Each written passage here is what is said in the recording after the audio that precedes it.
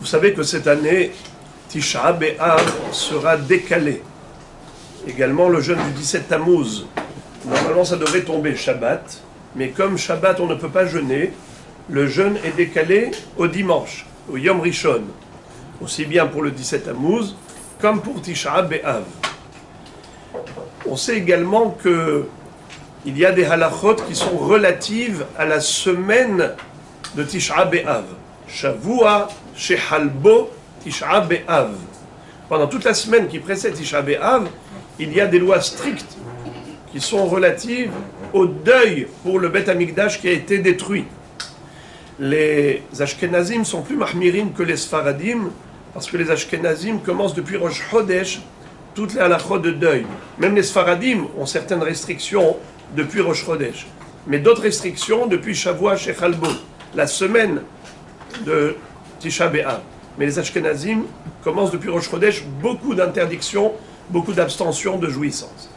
Alors maintenant, je voudrais m'arrêter sur une réflexion, à savoir, cette année, précisément, où Tisha B'Av sera décalé au dimanche, reporté au dimanche. Est-ce que les lois qui frappent la semaine qui précède Tisha B'Av seront applicables cette année également ou pas? C'est-à-dire, toutes les interdictions de la semaine qui précède Tisha B'Av, ça va exister cette année? Non. Vous dites non? Pourquoi non? Dans le Shulchan Aruch, il y a une mahloket. Dans le Shulchan Aruch, il rapporte deux shitot. Une shita, une opinion, comme ce que vous venez de dire, que cette année, il n'y aura aucune abstention relative au Shavua Shechalbo. Pourquoi? Puisque Tisha B'Av n'aura pas lieu Shabbat, ce sera dimanche. Dimanche, c'est déjà Yom Rishon de la semaine d'après. La semaine d'avant Shabbat n'a rien à voir avec le dimanche, qui est le premier jour de la semaine d'après. Donc il n'y aura pas de dinim de Shavua Shechalbo. D'autres disent que toute la semaine qui précède aura le statut de Shavua Shechalbo Tisha B'Av, à l'exception de jeudi et vendredi, à cause du Kvot Shabbat, où on doit se préparer pour Shabbat. Alors, il y a un certain bémol, il y a une certaine autorisation pour jeudi et vendredi. Voilà, Rabotai, une première discussion. Le Shulchan Aruch, il a été posé comment?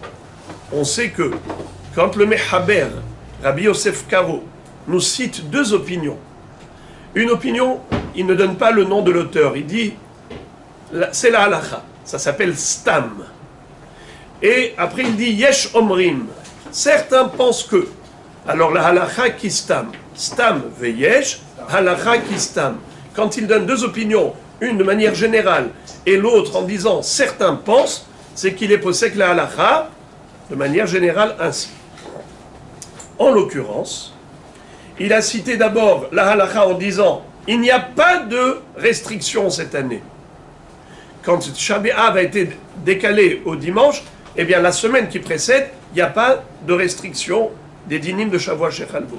Après il dit Veyesh Omrim, certains pensent que oui, toute la semaine qui précède est interdite. Alors comment on peut expliquer ce débat, cette mahloket? Il y a encore une autre mahloket dans le Shulchan Aruch entre le Mechaber Rabbi Yosef Karo et le Rama pour les Ashkenazim. Ce Tisha B'Av là, qui tombe Shabbat et qui est reporté au dimanche, est-ce que la Avelut Betzina est Noheget? On s'explique. En général, le deuil, les gens qui portent un deuil, n'est-ce pas? Est-ce que Shabbat est inclus dans le deuil ou Shabbat il n'y a pas de deuil? Réponse, il n'y a pas de Avelut Befarhesia, mais il y a Avelut Betzina. Il n'y a pas de manifestation de Avelut. Tout ce qui est public, il faut montrer comme tout le monde. Il n'y a pas de deuil, Shabbat. Il ne faut pas montrer le deuil. Il ne faut pas le manifester. Il faut s'habiller normalement, il faut porter les chaussures normalement. On n'a pas le droit de manifester un deuil. Par contre, tout ce qui est intime, tout ce qui est discret, même Shabbat doit être respecté. Par exemple, les relations conjugales sont interdites Shabbat pour un endeuillé. Pourquoi? Parce que tout ce qui est Avelut Betsina est applicable Shabbat. La preuve, c'est que Shabbat compte parmi les 7 jours de deuil. Or, si tu dis que Shabbat, il n'y a aucun deuil, alors comment ça compte 7 jours? Quand on dit 7 jours, ça inclut le Shabbat également. Donc, il y a une notion de Avelut, même le Shabbat. Question. Est-ce que le Shabbat de Tisha B'Av, quand le jeûne a été reporté au lendemain le dimanche, est-ce que pendant ce Shabbat, il y aura des restrictions par rapport aux jouissances intimes? Ou bien on va dire que non, puisque le jeûne a été reporté au dimanche, alors il n'y a aucune restriction pendant Shabbat, même pas Avelut d'Etsina. Quel est le din? Là encore le Shulchan Aruch. On a le Mechaber et le Rama. Le Mechaber autorise. Il dit il n'y a aucune abstention pendant Shabbat, même pas de tout ce qui est intime, de tout ce qui est discret. Tout est permis, le Shabbat de Tisha B'Av qui a été reporté au dimanche. Tandis que le Rama pour les Ashkenazim va dire non. Étant donné que dans l'absolu c'est Tisha B'Av, seulement on ne peut pas jeûner parce que c'est quelque chose de public et on n'a pas le droit de manifester un deuil en public, mais par contre, tout ce qui est jouissance intime est interdit pendant le Shabbat de Tisha B'Av. Pour les Ashkenazim, par exemple, les relations conjugales sont interdites le soir de Tisha B'Av qui tombe Shabbat comme cette année. Là encore, il faut comprendre quelle est la raison du Mechaber et celle du Rama. Alors écoutez une explication très belle qui est basée sur le Rashba. Le Rashba, c'est l'un des Rishonim qui a écrit dans son livre de Tshuvot à Rashba. Il a écrit des commentaires sur le Chasse, sur le Talmud, mais il a également écrit des responsables, des Tshuvot. Dans les Tshuvot du Rashba, il dit quelque chose de très fort. Quand on lui a posé la question, qu'en est-il des jouissances au niveau intime pendant Tisha B'Av qui tombe Shabbat, il a répondu, c'est permis. Pourquoi? Il cite la Gemara dans Masechet Ta'anit, page 29, qui nous dit que Rabbi Yochanan disait, si moi j'existais à l'époque du temple, de la destruction du temple, j'aurais fixé Tisha B'Av, non pas le 9 Av, mais le 10 Av. Pourquoi le 10 Av? Étant donné que les Goïm, quand ils ont mis le feu dans le Saint-Temple, c'était l'après-midi du 9 Av, en fin de journée. Puisque c'était en fin de journée, l'incendie a brûlé la majorité du temple le 10 Av, pas le 9. Le 9, c'était juste le début, les premières flammes. Mais l'incendie, vraiment, c'était le 10 Av. Rabbi Yochanan a dit, si moi j'existais à l'époque du Horban Bet Amikdash, eh bien je l'aurais fixé le 10 Av, le jeûne. Alors la Gemara dit, pourquoi les Hachamim n'ont pas fixé le 10? Réponse, Athalta de Puranuta. Eux ils ont dit, Athalta de Puranuta Adifa. Le début de l'incendie, c'est le facteur déclenchant. C'est qui a causé la brûlure? Eh bien, c'est au moment où tu jettes le feu, quand tu mets l'allumette. Alors, c'est le début de l'incendie qui a entraîné la destruction et l'incendie du temple. C'est vrai que concrètement, le Saint-Temple a été détruit le 10, mais le début, quand on a mis le feu, c'était le 9. On va d'après le début. Alors, Hachamim vont d'après le début. Rabbi Yochanan suggère d'aller d'après la majorité de la brûlure, de l'incendie.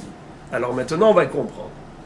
Le Rashba dit, en réalité, lorsque Shabbat tombe Tisha B'Av et qu'on reporte au 10, en fait, c'est pas simplement qu'on a décalé, c'est qu'on a fixé Tisha B'Av, non pas Tisha B'Av, mais Asiri B'Av. C'est la date initiale. C'est normal que ce soit fixé le 10, parce que c'est le moment où le Beth Amikdash a été majoritairement détruit. Et donc là maintenant, tout le monde est d'accord avec Rabbi Yochanan, que c'est le 10 Av et pas le 9 Av. Alors, il y a deux approches. Soit tu comprends que c'est le 9 Av, seulement comme tu ne peux pas jeûner Shabbat, tu reportes au dimanche.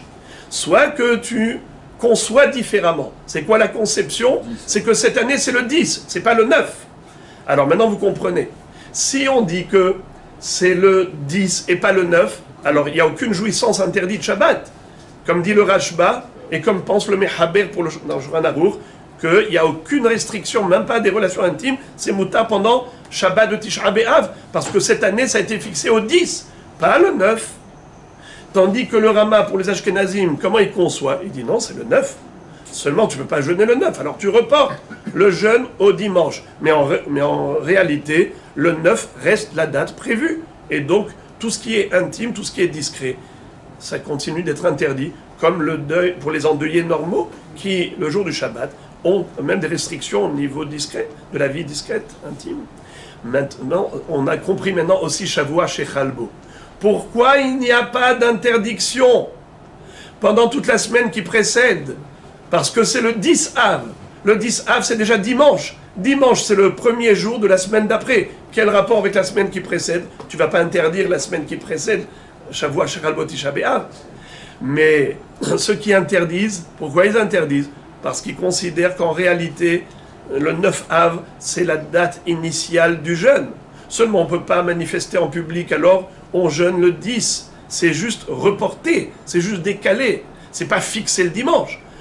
Dans l'absolu, c'est quand le jeûne, c'est le 9. Et d'ailleurs, au niveau des jouissances discrètes, c'est interdit. Alors, toute la semaine qui précède s'appelle la semaine où est tombé Tisha B'Av, puisque Shabbat, c'est le 7e jour de la semaine. Donc, toute la semaine est relative au Shabbat. Si Shabbat, c'est Tisha B'Av, et bien toute la semaine qui précède est frappée d'interdiction, comme toutes les années. Il n'y a que le jeûne qui est reporté au lendemain. Mais si on dit que non, c'est pas simplement reporté, c'est réellement fixé le 10, on a compris pourquoi toute la semaine qui précède est autorisée d'après le Mechaber.